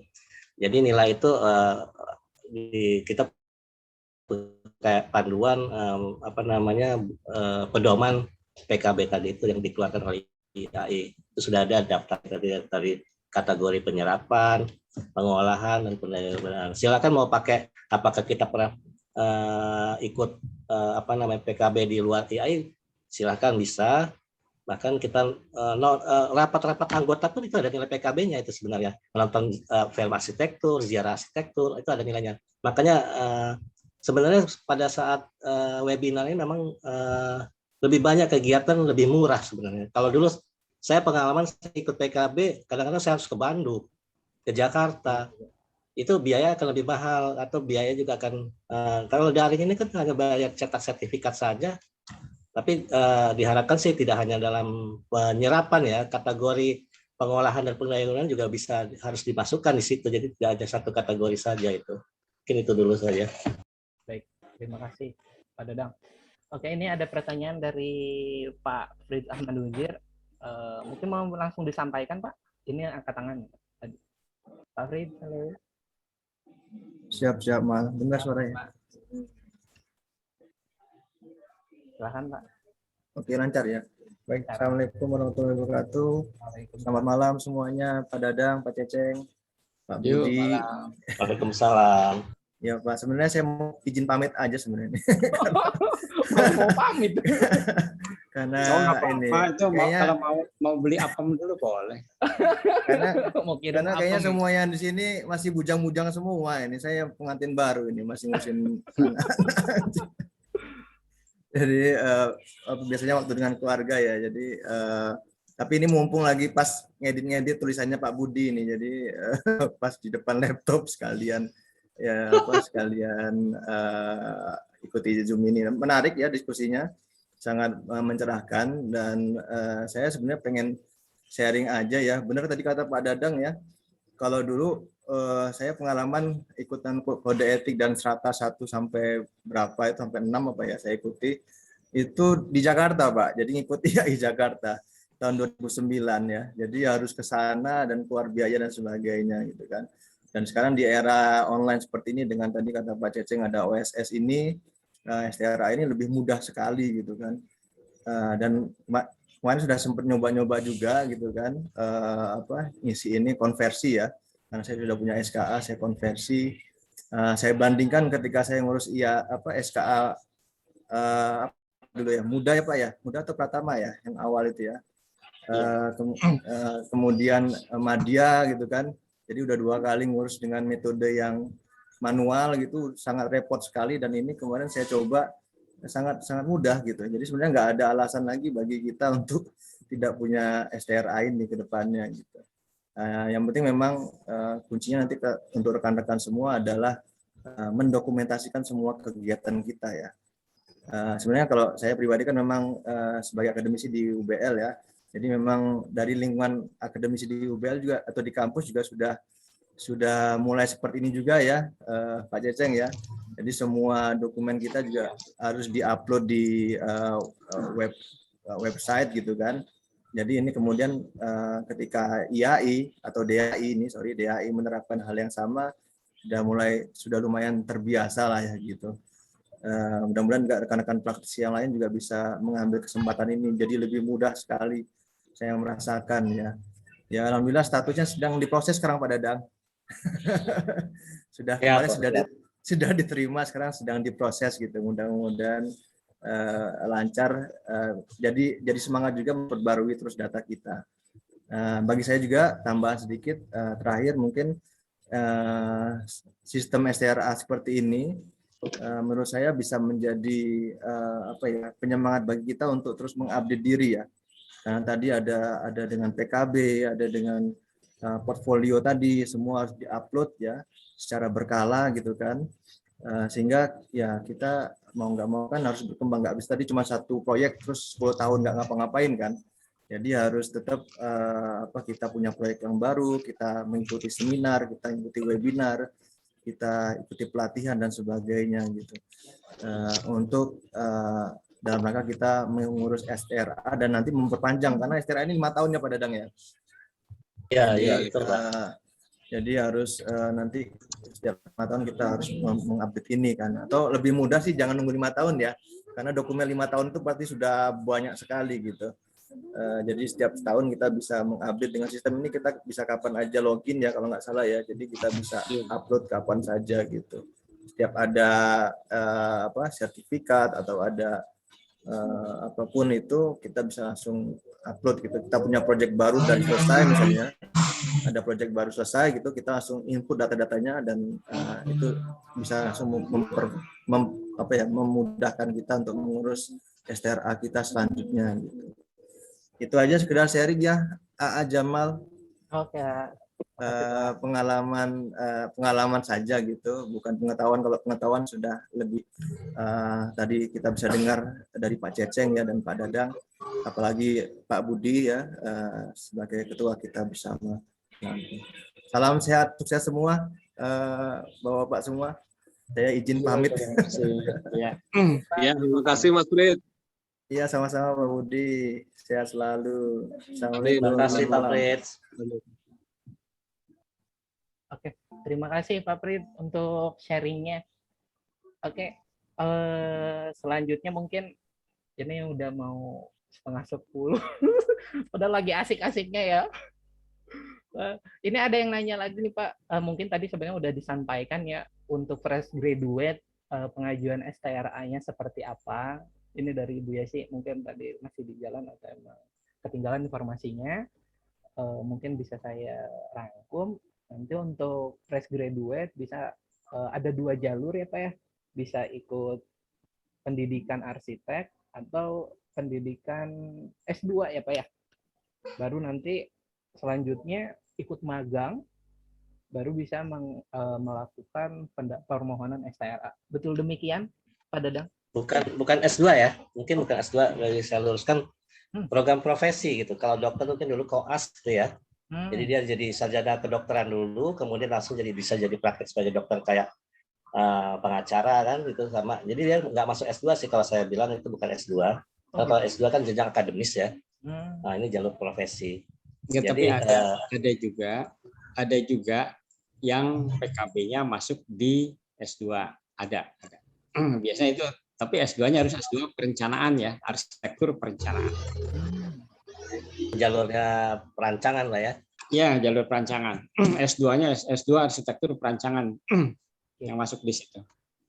Kalau mau ikut yang jalur pertama, kemana nih Pak? Saya udah fresh graduate nih, misal, terus saya mau ikut sekolah arsitek, di mana PPR ya? Pendidikan profesi arsitek. Profesi arsitek di mana gitu Pak? Ya, di Lampung belum ada, di Palembang juga belum ada, yang udah ada di Sumatera Utara, Sumatera Barat, Jakarta mungkin banyak ya. Kemudian di Jawa Barat banyak sih sebenarnya kalau mau dicari. Hanya tadi apakah masih bisa online apa tidak gitu kan. Ini juga ada yang informasikan, informasi ini ada yang dari UI, di UI juga bisa. Bisa dan tidak harus 100% di sana, biasanya 6 bulan saja. 6 bulan, nanti yang 6 bulannya nanti magang. Ya, Pak. Oke. Magang 2 tahun. Magang 2 tahun. Maksudnya magang menjalankan praktek arsitek tidak di kampus, tapi bisa aja. Oh iya betul Pak. Setelah selesai bukan magang, maksudnya masih program profesi. Oke. Ini Pak Dadang, mungkin mau menginformasikan cara menggunakan websitenya Pak? Oh yang tadi ya? Saya share screen lagi ya? Atau emang mau langsung di websitenya? Silakan. Coba ya, saya coba dulu kalau bisa ya. Ini sesi terakhir ya, teman-teman. Mungkin untuk pertanyaan. Ada yang mau tanya lagi. Oke, nanti kita lihat dulu nih persiapan Pak Dadang. Tapi sambil nunggu persiapan Pak Dadang menginformasikan websitenya, saya bacakan dulu. Ini ada yang mau tanya juga Pak. Kalau PPR bisa ikut cara PPI Profesi Insinyur, mungkin banyak yang ikut karena PPI bisa daring, dan kalau jalur LPL hanya mengisi FAIP, semacam portofolio tanpa kuliah tatap muka. Bagaimana ya? Ini mungkin Pak Muhammad. Pertanyaan maksudnya kalau PPR bisa ikut nggak cara PPI ini? Jadi seperti PPI gitu mungkin maksudnya. Mungkin Pak Ceceng bisa jawab. Tapi pertanyaannya kalau menurut saya PPR itu bisa nggak ngikutin cara PPI, gitu. Cara pembelajarannya gitu, prosesnya mungkin. Bisa saja. Nanti karena COVID juga tidak hanya di PPAR, sebetulnya tidak hanya di program profesi aja, program S1 juga kan seperti itu, program S2, S3 juga seperti itu. Jadi bisa saja, nanti tergantung kepada universitasnya masing-masing yang menyelenggarakan program profesi arsitek. Bisa. Bisa coba aja nanti. Ya, kalau mau melamar itu banyak kok yang menawarkan universitas yang minimum kualifikasinya unggul ya. Intinya universitasnya, kemudian S1-nya juga itu kalau nggak salah itu minimum B ya. Akreditasinya, dan juga memiliki tadi program kalau di S2, kalau dia mau langsung di S2 ya memiliki alur desain. Mungkin bisa gitu ya. Jadi nanti ditanyakan saja ke ininya, ke universitasnya masing-masing. Baik, terima kasih Pak Ceceng penjelasannya. Pak Dadang, Ya. gimana? Udah bisa share? Atau mau saya aja? Nanti Bapak bisa menginformasikan. Pak Dadang masih di mute. Ini sesi terakhir. Boleh dari Mas Jamal aja. Saya jaringannya nggak stabil ya, buka internet. Oke, baik. Siap. Oke. Bentar, Pak. Saya share. Ini kita pakai akun IAI dulu ya. Nanti saya informasikan ke pusat ini untuk contoh.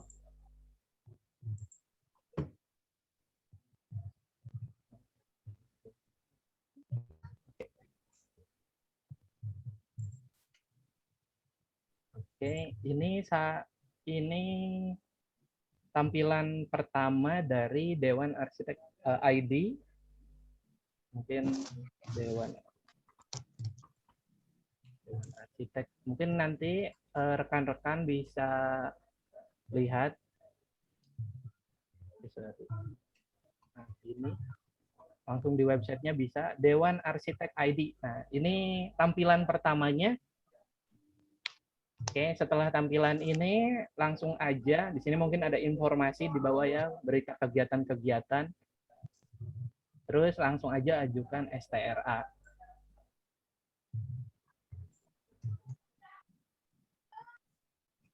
Sign up dulu, Mal. Oke, maaf, Pak. Ini kita sign up dulu, daftar dulu ya. Pertama nama belakang ini salah satu contohnya. Nah, ini saya udah isi. Oke, ada IAI Lampung, misal seperti ini. Terus itu ada kodenya, baru nanti kita daftar. Setelah daftar, nanti kita dapat email aktivasi. Emailnya ya dari Dewan Arsitek. Nah, seperti ini. Oke, baru langsung aktivasi akun. Next, selanjutnya. Nah, baru kita masuk ke IAI. Bentar saya.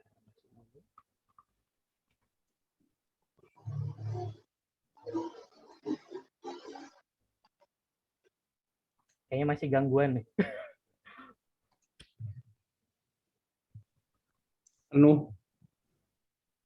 Orang dari tadi yang saya juga hilang kok. Wah, kayaknya masih gangguan. Mungkin rekan-rekan yang mau daftar malam ini agak di pending dulu. Ya. Minggu sih.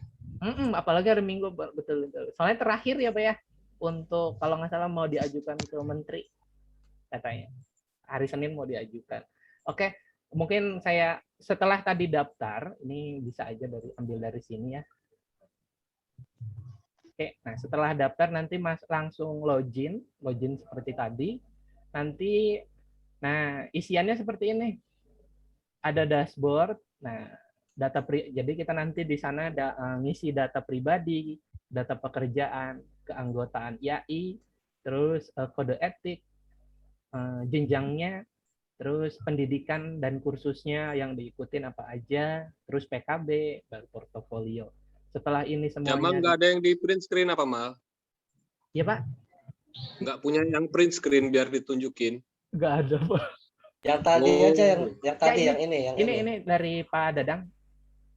Enggak keluar ini, nggak keluar. Oh, maaf. Masih belum keluar. Baik, tunggu sebentar. Nah, oke. Ya udah gangguan gitu. Oke. Tadi kita udah registrasi. Udah kelihatan, Pak? Maaf. Sudah, Pak? Sudah. Oke. Ini masuk ke registrasi tadi udah langsung terus gitu udah verifikasi lewat email masing-masing yang terdaftar tadi. Baru nanti kita langsung login lagi. Udah login pakai email yang tadi kita daftarkan, terus itu sandinya harus sesuai. Nanti kalau nggak sesuai nggak bisa masuk. Login. Setelah login nanti tampilannya tidak jauh seperti inilah, pasti seperti ini awal-awal. Nah, nanti masuk aja langsung klik isi, data pribadi isi. Nah, nanti ditanya, sebenarnya isiannya seperti isi KTP sih, nick-nya berapa, terus alamatnya di mana, nomor teleponnya berapa gitu. Seperti itu untuk data pribadi. Selanjutnya data pekerjaan, pekerjaannya apa aja yang pernah dilakukan sebelumnya. Terus keanggotaan IAI nanti. Bukan itu. Data pekerjaan itu hanya di mana Pekerjaan aja. lu apa gitu. Kantornya. Kerja di mana? Tapi Iya. kalau portfolio itu nanti yang banyak. Betul, Pak. Kerja di mana isiannya seperti itu. Selanjutnya anggota IAI. Nah, di sini bagi anggota IAI nanti mengisi nomor anggota dan update iuran tahun berapa nih gitu. Yang terakhir. Selanjutnya kode etik. Di sini pemohon maksudnya mengupload sertifikat kode etik. Kalau seandainya emang nggak ada sertifikatnya, bisa mungkin dimintakan kembali sertifikatnya. Kalau nggak ada, ke panitia sebelumnya yang ikut di mana, misal ikut di IAI Lampung, nanti bisa dimintakan lagi sertifikatnya kalau hilang. Oke. Selanjutnya ada jenjang. Jenjang isinya apa ya? Saya lupa, Pak. Jenjang apa? Ya, Pak. Jenjang apa? Jenjang di sini ada jenjang. Bentar. Saya juga lupa. Yang itu yang apa namanya madya kemana gitu, jenjang. Oh iya, mau mengajukan kemana ya? Ya, atau madya tetap di madya, kalau itu dia menguploadnya nanti SKA lamanya. Ya, di nanti sini ada pilihan di situ, ada contengan jenjang itu ada madya utama. Kalau dia mau tetap di madya ya tetap di madya. Kalau dia mau naik ke utama, itu tadi ada persyaratan PKB wajib ditambah opsional tadi sampai 6 itu tadi. Ya. Kemudian berturut-turut selama 5 tahun SKA tidak boleh terputus. Oke. Sebenarnya saya mau menunjukkan punya saya, Pak. Cuma udah berisi jadi nggak enak aja nih. Nomor SKJ udah dimasukin, terus itu udah pada diupload, tinggal di permohonan, cuma diajukan permohonan, cuma nggak enak aja kan ini publik. Mungkin ini cukup mungkin ya, nanti bisa diakses. Sebenarnya simpel sih, itu simpel. Nanti kalau orang sudah, teman-teman bisa buka akan bisa, kayaknya nggak susah-susah amat itu, simpel sekali kok itu. Dibuat sangat simpel dan dipermudah itu. Betul. Ini pendidikan. Tapi yang jelas dokumen-dokumennya itu yang cukup agak berumit kan kalau kita nggak punya atau belum ikut PKB, nah itu yang agak jadi kendala sih itu. Harus disiapkan terlebih dahulu ya Pak ya? Nah itu dibikin aja dulu satu folder pengajuan STRA, jadi kita menguploadnya nggak susah. Kemudian ada satu lagi mungkin kemarin kesulitannya data itu yang lebih dari 1 MB, kayak sertifikat kadang-kadang kita terima lebih dari 1 MB itu mesti kita perkecil lagi itunya, kompres itu. Kalau saya bisa pakai, saya screenshot lalu saya save as dulu jadi JPEG lagi kan bisa itu. Bisa. Ya, oke. Terus di sini mengisi pendidikan dan kursus. Jadi pendidikan di mana, ijazahnya diupload. Terus untuk kursus pernah ikut kursus apa? Misal mungkin kursus AutoCAD atau software bisa. Terus pernah kursus di luar sebelumnya juga bisa diinformasikan di sini atau diisi di sini. Terus ada isian untuk PKB.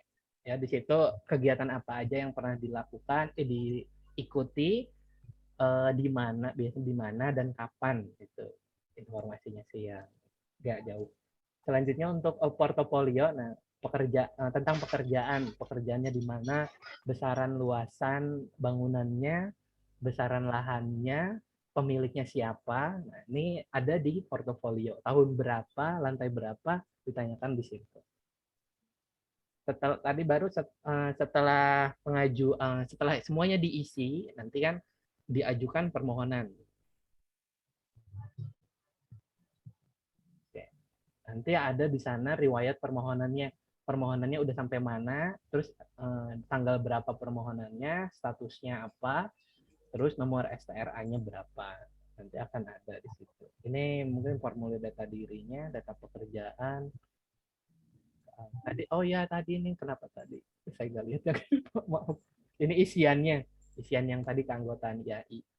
Selanjutnya ini untuk formulir kode etik. Ini bisa kita share aja kali ya Pak ya? Silakan, boleh kok. Bisa. Baik. Nanti di chat kita share ya setelah share screen yang ini. Terus Iya, yang sama yang PKB tadi itu. baik Pak. Ya itu pedoman PKB Pak Jamal. Baik. Yang apa yang dikeluarkan ya itu ada nilai-nilainya untuk isi itu kan harus klaim angkanya itu. Kalau Ya, di sertifikat tidak muncul, kalau kecuali di sertifikat muncul ya angka KUM. Kalau nggak muncul mungkin kita harus menilai sendiri, diklaim. Nanti setelah itu divalidasi di verifikator kalau dia ketinggian dikurangi, kalau kurang dia dipaskan lah dengan pedoman kita. Oke. Ini isiannya kayak tadi, nama kegiatannya, terus kategori kegiatan, klasifikasi, nilai KUM-nya berapa, unggah sertifikatnya. Oke, ini untuk pendidikan khusus. Ini untuk portofolionya tadi. Ada yang ngantuk tuh. Oke, ini untuk detail portofolionya. Ini unggah bukti pembayaran, pesan. Nanti kalau mau ditanyakan atau nanti ada masukan dari verifikasi dan validator, misal, nah nanti melalui pesan chat di sini. Ada kolom chatnya. Ini contoh sertifikat STRA. Betul ya, Pak? Iya, iya. Tadi pesan itu juga si pemohon juga bisa bertanya di situ sih. Jadi komunikasinya dua arah. Nah, ini contoh sertifikat STRA-nya. Oke. Kemungkinan yang kosong pertama keluar tuh punya Pak Karnaya itu 0001. Oh ya, ini Pak Karnaya. Berlaku sampai 26. Oke. Ya. Oke, nanti saya akan share di kolom chat.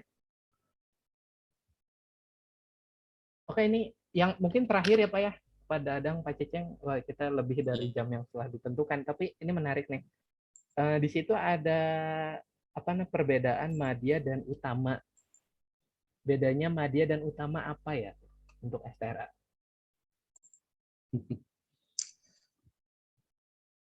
Jadi untuk sementara ini masih dibedakan gitu ya antara utama dan madya karena ini masih konversi. Masih konversi. Jadi masih untuk mempermudah proses saja dulu. Ya, saya nggak bisa mengatakan teknisnya. Toh STRA ini juga kan masih belum digunakan ya untuk tahun ini. Untuk tahun depan kan baru mau digunakan. Oke, nah sekarang kalau apa sih membedakan antara madya dan utama atau ya ada apa? Pertama tuh muda ya. Nah, SKA muda itu hanya boleh mengerjakan pekerjaan-pekerjaan perancangan arsitektur yang tingkat kompleksitasnya rendah atau sederhana, jangan rendah deh, sederhana ya, sederhana atau bangunan gedung 4 lantai ke bawah gitu ya. Oke, kalau madya itu bisa mengerjakan pekerjaan-pekerjaan dengan tingkat kompleksitas menengah. Nah, itu kriteria menengahnya kan bisa tergantung kepada fungsi apa gitu ya, lingkungannya seperti apa, atau bangunan gedung 8 lantai ke bawah gitu ya. Nah, kalau untuk yang utama itu adalah mengerjakan proyek-proyek atau pekerjaan-pekerjaan yang tingkat kompleksitasnya tinggi ya, baik dari fungsi, lokasi, kemudian mungkin organisasi, pemeliharaan atau tingkat bahayanya yang tinggi gitu ya. Atau tadi mengerjakan bangunan gedung dengan lebih dari 8 lantai. Kira-kira seperti itu perbedaannya kalau nanti di lapangan. Nah, untuk sekarang karena kita tidak bisa semuanya langsung masuk ke tanpa ada klasifikasi ya. Kenapa? Supaya kita mempersiapkan diri mengisi portfolio ya.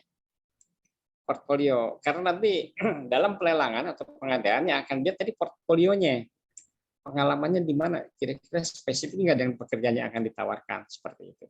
Nah, kan banyak yang tidak akan bisa mengisi itu dalam waktu yang dekat. Jadi sekarang dibuatkan persiapan dulu, gitu ya.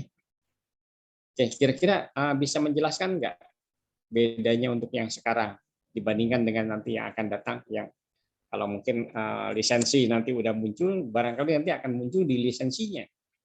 Karena kita juga nanti akan terkait dengan yang namanya CPC ya, kalau di Amerika tuh classification product. Apa ya namanya, lupa ya. CPC gitu. Kalau di kita tuh namanya KBLI ya. KBLI itu apa ya, kelompok berusaha apa gitu yang dari statistik. Nah, itu nanti akan ada jenis-jenis pekerjaan, termasuk arsitek juga diklasifikasikan. Arsitek yang khusus mengerjakan gedung rumah tinggal itu akan berbeda dengan arsitek yang memang mengerjakan bangunan-bangunan publik gitu ya. Mengerjakan bangunan-bangunan bentang besar. Kalau nggak salah tuh ada 2 atau 3 klasifikasinya dari arsitek. Nah, mungkin itu nanti akan munculnya di lisensi, dan itu yang akan yang sedang mungkin digodok oleh DAI ya. Oke, itu aja penjelasannya. Mungkin Pak Dadang ada tambahan? Cukup? Saya rasa cukup, tapi juga mungkin tambah sedikit mungkin terkait dengan pengadaan barang dan jasa mungkin ya. Jadi sebelum kita nanti satu tidak ada lagi media utama, juga termasuk pengkategorian tadi untuk pengadaan barang dan jasa itu tadi. Baik, terima kasih. Oke, untuk sebelum kita tutup, ini saya mau informasikan untuk bahan presentasi malam ini bisa rekan sejawat lihat di kolom chat, di sana langsung tinggal download aja, klik linknya, langsung download. Bahan-bahan presentasi malam ini sudah ada di sana. Baik, sebelum menutup ngobras kita pada malam hari ini, Pak Ceceng ada pesan terakhir di acara ini ya Pak? Baik, mungkin buat saya tadi, buat rekan-rekan semua ya, ini kita itu punya 60 orang sebetulnya yang ini, tapi yang hadir kok cuma sedikit ya. Kasihan nanti kesempatan yang diberikan pada saat sekarang untuk kemudahan konversi atau perpanjangan dari SK itu tidak dimanfaatkan. Tolong nanti kalau itu kawan-kawan manfaatkan semuanya, karena kalau masih ingin berprofesi di arsitek gitu ya. Dan termasuk tadi mungkin rekan-rekan lain yang tadinya belum bergabung juga dengan IAI ya, kita tidak membeda-bedakan sekarang. Gabunglah, karena nanti lisensi atau SKA itu untuk arsitek akan menjadi SRA, dan itu harus dilakukan oleh organisasi yang ditunjuk dalam undang-undang adalah IAI. Gitu. Tapi tidak harus menjadi anggota IAI, hanya prosesnya kan menjadi anggota IAI. Nah itu bagaimana nanti kemudahan menjadi anggota IAI ya, dia akan banyak ya. Sama aja seperti kita memiliki anak kandung dengan orang lain, kan akan berbeda ya. Kalau kita mungkin membela orang lain itu ya mungkin tidak sepenuh hati ya, karena memang bukan anak kita, tidak mengerti. Tapi kalau dia tuh anak kita sendiri, anggota IAI sendiri, mungkin membelanya penuh karena kita mengerti apa yang dilakukannya. Oke, itu aja pesannya. Terima kasih, Pak. Semoga yang kesempatan ini bisa dimanfaatkan sebaik-baiknya. Baik, terima kasih Pak Ceceng. Mungkin Pak Dadang bisa speech closing. Betul, saya juga hampir senada dengan Pak Ceceng.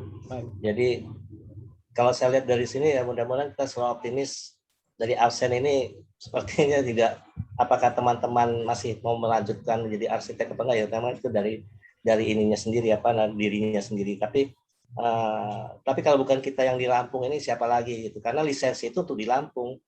Jadi jangan putus asa atau pesimis lah gitu terhadap itu profesi ini gitu. Itu aja, jadi ikuti saja prosesnya dan melengkapi ya, insya Allah kita bisa jalan. Mungkin itu saja. Semangat itu prosesnya. Baik, terima kasih Pak Dadang. Oke, mungkin dari Ketua IAI Pak Budi ada closing speech. Ya, nambahin sedikit ya. Jadi keprihatinan kita bersama kalau malam ini mungkin belum banyak rekan-rekan kita rekan-rekan sejawat kita yang bergabung dengan kita mengikuti acara ini. Cuman mungkin gini juga, kita selalu sosialisasikan melalui media sosial yang kita punya, Dan mungkin juga nanti kita bicarakan lagi lah, apakah perlu kita akan melakukan sosialisasi lagi nanti supaya kita adakan acara yang ya kurang lebih sama lah, tapi nanti kita bicara mengenai STRA bisa lebih banyak. Dan mungkin ini menegaskan tadi apa yang sudah disampaikan Mas Frit sebelum pamit tadi, bahwa dengan adanya portal DAI ini, segala sesuatu itu sebetulnya jauh lebih mudah daripada kita mengerjakannya manual. Jadi ini jadi catatan. Kemudian dengan kemudahan ini jangan sampai kita nggak ikut gitu, jangan sampai kita nggak punya. Dan apalagi tadi di awal juga kita sudah sampaikan bahwa STRA itu sebadan dengan arsitek. Jadi arsitek itu dalam undang-undang sangat ditegaskan bahwa arsitek itu yang punya STRA. Jadi kita nggak bisa terpisah dengan STRA. Maka nanti kita sosialisasikan terus, Mal ya, kawan-kawan semua lah. Kita sosialisasikan media sosial kita, kemudian kita buka peluang untuk kita sosialisasikan sekali lagi nanti secara virtual. Ya, terima kasih Mal, itu aja Mal. Baik, terima kasih Pak Budi. Oke, tidak terasa sudah melebihi batas waktu yang telah ditentukan. Tapi karena menarik Pak, jadi sayang kalau diputus gitu. Oke, terima kasih. Disusun lagi minggu depan. Ya, nanti kita diskusi dan berkumpul lagi. Baik, terima kasih Pak Ceceng, Pak Dadang, Pak Budi, dan rekan sejawat, dan peserta yang lainnya yang telah hadir pada malam hari ini. Langsung kami tutup acara pada malam hari ini dengan membaca alhamdulillah. Assalamualaikum warahmatullahi wabarakatuh. Selamat malam semua. Waalaikumsalam warahmatullahi wabarakatuh. Selamat malam Pak Ceceng. Terima kasih Pak Ceceng.